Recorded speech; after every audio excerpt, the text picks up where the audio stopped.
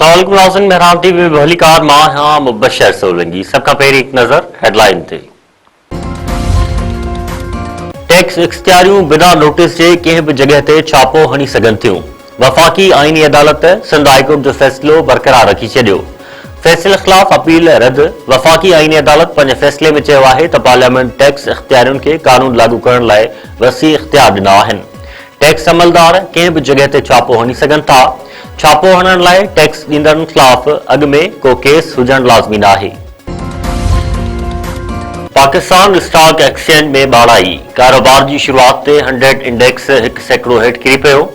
100 index 1000 point जी लात बाद 1,63,500 पॉइंटुनि जी सतह ते पहुची वियो। जिनेवा में अमेरिका ईरान एटमी ॻाल्हियुनि जो टियों दौर अॼु थींदो।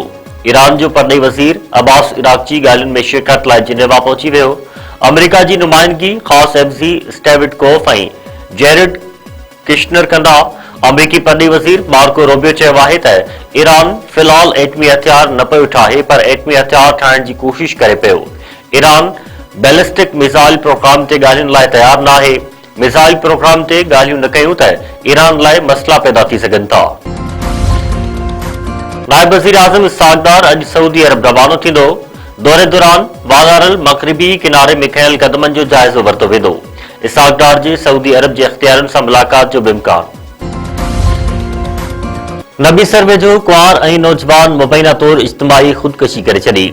ॻोठ 8 लुक में नारी खैया भील ऐं नौजवान साजन भील जा हिक ई रसे में वण सां फाहो खाधल लाश मिलिया। ज़रनि मूजिब नारी जी कुझु ॾींहं अॻु शादी थी हुई, जेका माइटनि में आयल हुई।